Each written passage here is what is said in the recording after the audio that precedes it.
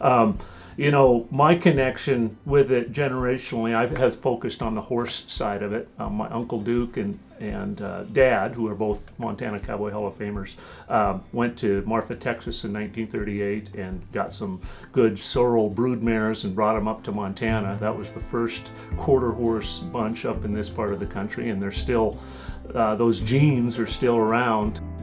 We're fourth generation cattle people from Montana and lucky to be a part of it. And the culture that we grew up in is pretty important to us in terms of handing that on to the next generation and making sure that this generation that we represent it well and represent it with a certain amount of pride and humility. You're never really the owner of the land, you're just a steward. And I'm very proud that both Bar and Wiley are excellent examples of that. Stewardship, land stewardship, taking care of the land for future generations. And we are damn lucky to have been able to grow up this way. The Gustafson family, like for 3 generations now, has been here. It's an outstanding way to live. We're very fortunate to be able to live this way, and we do want to pass it on to the younger generations, and not just our children, but everyone that comes up here. We try to show them the value of the land, the value of taking care of animals. A lot of ranching is just hard work and doing the job. Even if there's a concert to go to, you might have to stay home and feed the cows instead, and it's all about providing a product that can be used throughout the United States, throughout the world, providing food for the whole world, and that's really important. I think in today's age that cowboys they start the food chain here, and they provide services, not just meat or anything, but all the byproducts that come from cattle. That's really important, and I think being a cowboy is doing that with integrity and values and providing the best product that we can. To the world, there's this image of the cowboy that comes from Hollywood. That's not Montana. Our cowboys are the real thing, so I think there's a difference here with these cowboys. The Hollywood movie cowboy is completely different than the cowboy here. I think the cowboy here is way more down to earth. There's a lot of humility with our culture that you wouldn't find with a Hollywood cowboy. And so there's all these differences. And I think one of the great things about Montana cowboys is this business makes you humble. And all those values are something that is essential in getting through to, from one generation to the next. We have to have all these values. I think the most important value is the work ethic that you have to have if you want to succeed in this Western way of life. And so many kids that have been fortunate enough to grow up this way learn that work ethic, and it makes them successful in whatever they do in life.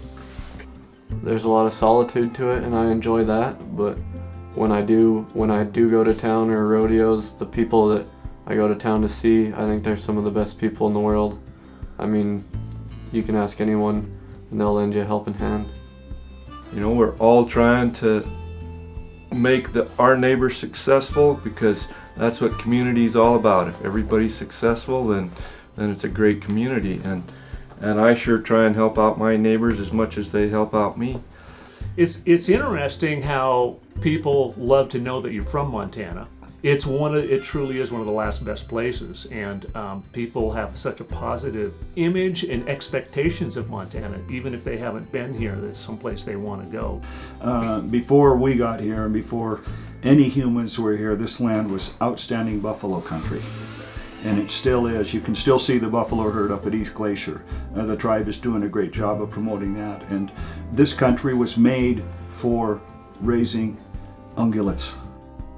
The lands are open because of the Western way of life. It takes a lot of acres to run a pair of cattle, and it's the farmers and the ranchers who maintain the wide open spaces that not only our livestock enjoy, but we provide the habitat for so much of the wildlife that people come to Montana to view as well. This is absolutely the best grass country in the whole lower 48, as far as I can tell.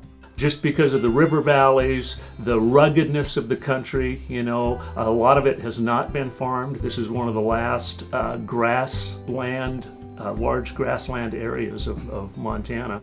You know, I always consider myself not an owner of the land, just a steward of the land. This land will be passed on and on as it has been, so we have to look after it, and it's one of these renewable resources. You know, sustainable agriculture is a huge issue, not only for us, but the ranching industry. So sustainable agriculture is a big part of what we do.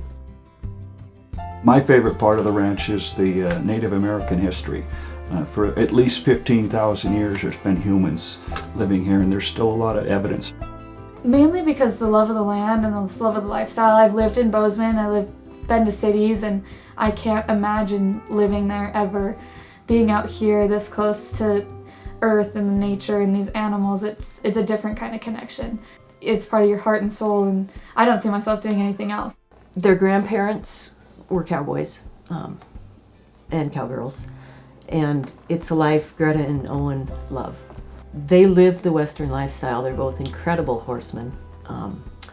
Owen rodeos for Dickinson State University, and Greta has qualified for the Indian National Finals Rodeo in Las Vegas.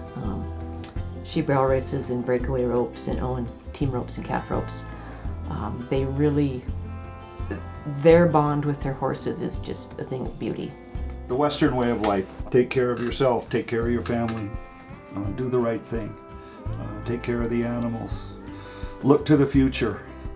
Every day there's going to be struggles, but when you grow up with those struggles, you learn to deal with them in a way that you could never learn in another lifestyle.